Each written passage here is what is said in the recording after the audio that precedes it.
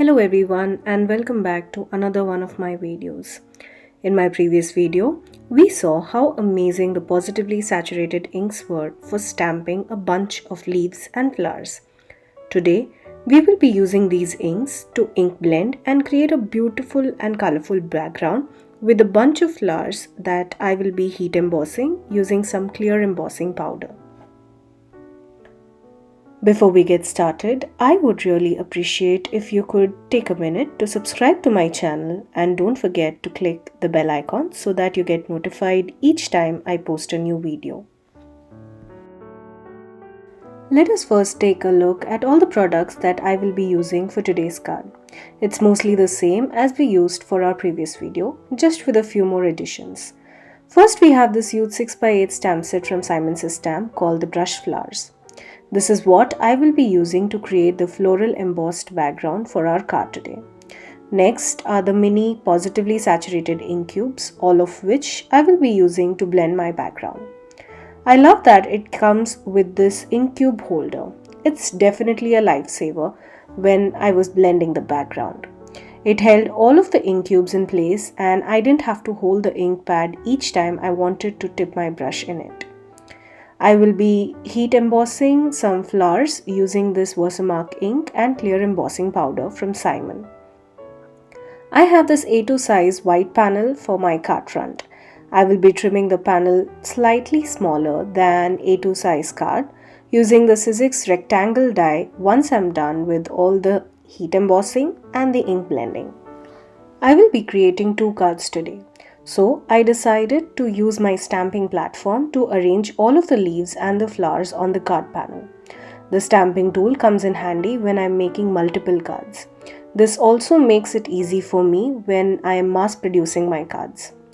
I took my time to arrange all the flowers and leaves on my panel, and once I was completely satisfied with the arrangement, I used the Versamark ink to stamp all of these images. One thing never to forget is to use your anti-static powder tool on the panel before stamping it with the Versamark ink. You don't want any powder to stick anywhere other than the stamped image. I stamped the images twice to make sure I get an even coverage of the embossing powder. While my heat gun was getting all hot and ready to be used on my panel, I went ahead and stamped the images and poured the embossing powder on my second panel as well. Now we can melt the embossing powders on both the panels at once. It's difficult to see this beautiful embossed design on a white panel, but you will see it once I use the inks on my background.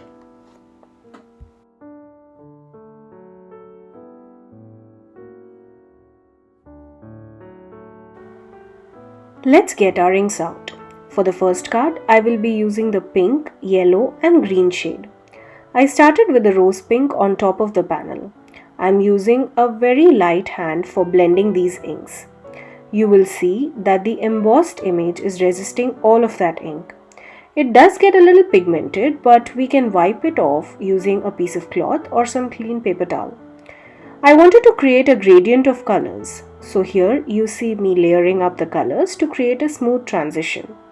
I did go ahead and used more of that ink to get a little more saturated look for my panel.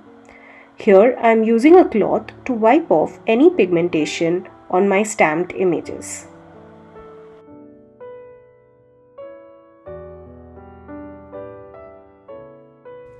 Moving on to the second card, I am using the same exact blending technique. All I did was change the colors here.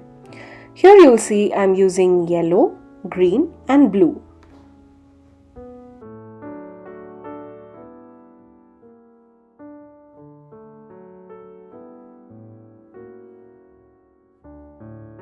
Here's a look at both the panels.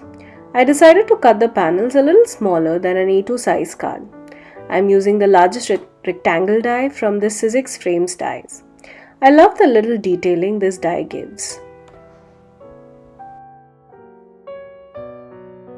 Before I fixed these panels onto card bases, I thought it needed a little more texture to it.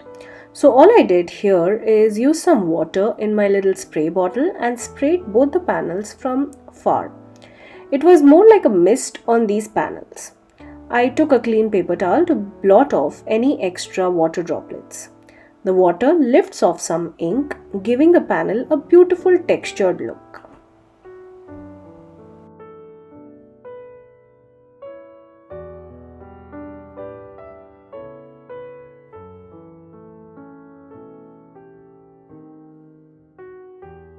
For my sentiments, I had created a bunch of these sentiments while I was working on cards where I used pattern paper backgrounds. I will leave a link to that video in the description box below.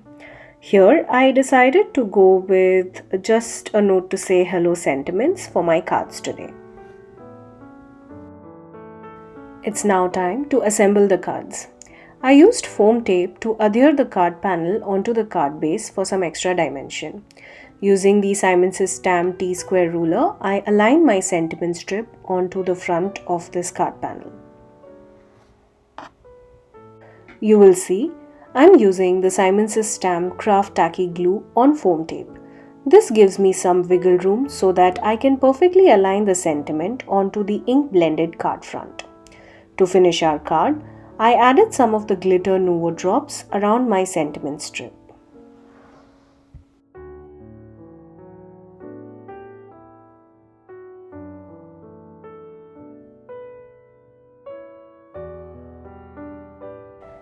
Here's a look at our finished cards. I love how simple and colorful they turned out. All the supplies I used to create these cards will be linked in the description box below. I hope you had fun watching today's video and got inspired. Tag me on my Instagram at rp_shutterbug with fun pictures of your projects. Thanks again for joining me today. I would love for you to become a subscriber to my channel. And if you do subscribe, make sure to hit that bell icon so that you don't miss the next time I post. Here are a couple of other videos that you might be interested in watching.